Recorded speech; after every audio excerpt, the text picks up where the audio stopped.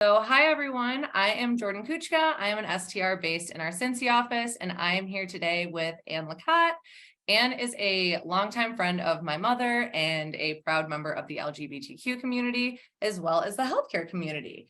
So she has so graciously agreed to speak with us today and give us a little bit of a better understanding of the representation of the LGBTQ community in healthcare and how we can be a better ally in the OR. So, Ann, do you want to introduce yourself a little bit and tell us a little bit about yourself? Sure. My name is Ann Lacotte.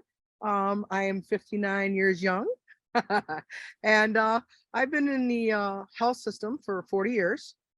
I've been very fortunate to be in different avenues of it. I started out in, believe it or not, the parking structure, and I worked my way through school and training up to the OR.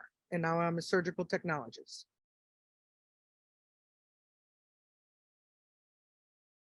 And, I have never had a problem being who I am in the OR. From day one, I was already living with someone, and I never hid that. I always, this is my girlfriend, and or my partner, or however we introduced ourselves at that time. But never have I ever hid who I am. And to be honest, I've never had anybody ever give me a hard time about it. And everybody has always treated my partners with respect. And I met my wife in the OR, as a matter of fact. And we've been married now almost 10 years. So, there's a lot to be said, and everybody supported us. As a matter of fact, we had to do a little small ceremony because everybody wanted to come, and it was going to cost me about $400,000. So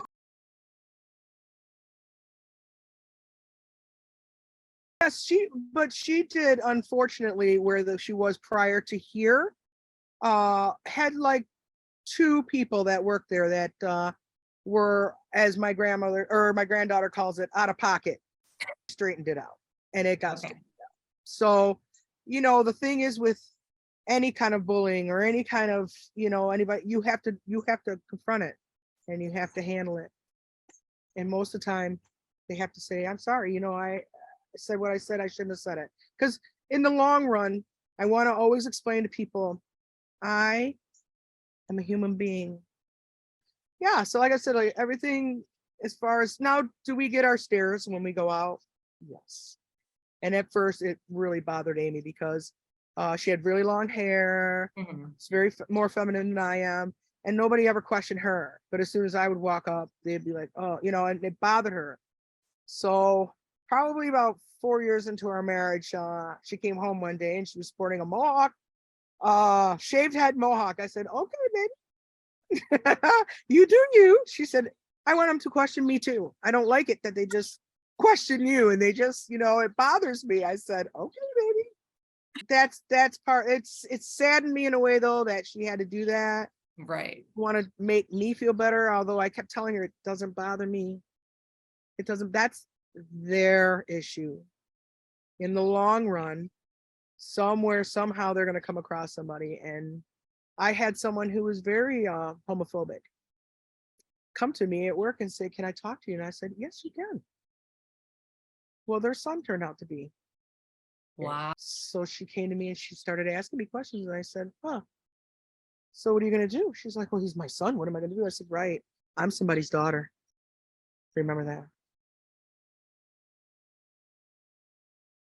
But yeah, no, I've never had an issue with who I am, and being a gay woman, and the difference is I am a older woman, so I call myself a lesbian gay. My daughter, who identifies as not binary, she's asexual. She doesn't have any interest in anybody, but she's of course a huge supporter. She's got the pamphlet. I always tell her, Caitlin, break out the pamphlet because I don't know what to say here next, be correct. Because believe it or not, even though I've been a gay woman my whole life, I don't know all the rules, so I always go to my daughter for them, which is amazing because this kid knows that book from top to bottom, I'm telling you. More of what you're talking about, if you will. Yeah, yeah, because now when a patient comes, if they want to be called no gender, neutral names, if they're transgender, we call them by their name that they want to be called as.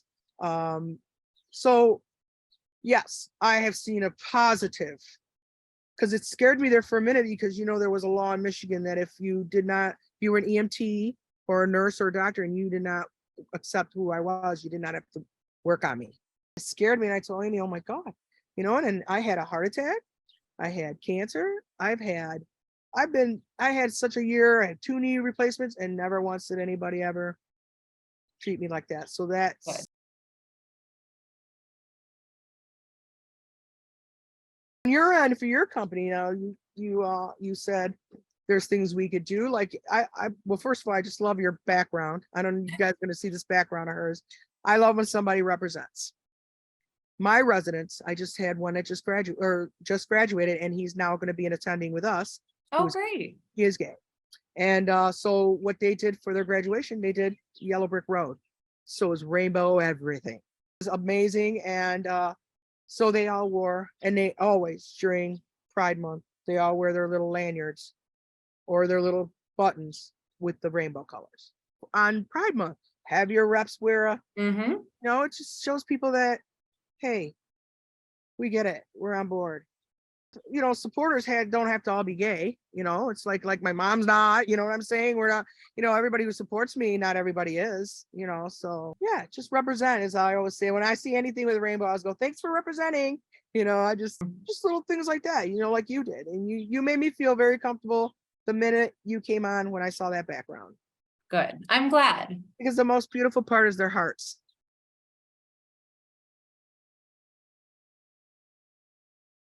Be accepting of the fact that people are different, because why would you want everybody to be the same? You know what? I can't be like you. You know why, Jordan? Because you're already you. So I'm already me. Why would I want somebody to be like me? I feel the same with children. We didn't have children. We didn't raise our children for them to do what I want them to do. I raised her to be an independent young lady, to do what she's going to do something different now, to change this world. Not because, I'm not going to lie to you, this world's not too pretty nowadays. Why would I want to continue this? Move on, people. Love is going to cure this country. It's not hate. We already know how it works. We see in it, and for this young LGBTQ community, we have to appreciate the fact that some of them are homeless. They have no homes. Their parents kick them right out, because as soon as they find out, so they have to turn to things that are not pretty. And I want you guys to know there's a huge community out there. Affirmations. It's called Affirmations. Check it out. It's sad. And we want to thank people like Lady Gaga, who actually donates about 75% of her proceeds to that, especially the homeless thing, because there's in California, honey, they're everywhere. Those babies are everywhere. That's what I want people to do. I'm old. I've lived my life. I've done things, but be respectful to these young kids, because they have a lot to give everybody, just like I did. I was a young kid in this society, and I think I have contributed a lot to this world. I have been I'm going to say, a surgical tech. I've always been honest. I've done my job at its greatest. I've been there 40 years, never ever been written up. I've never been late. Yes, I've called in, but I've not, because I respect and I love my job. Just respect each other. Open a door for someone. It doesn't matter what color, creed, or be kind, smile. That smile, I'll smile at you. And then when you go, you'll smile at someone else, and they'll smile. And wow, before you know it, everybody's smiling. What a terrible thing. Huh?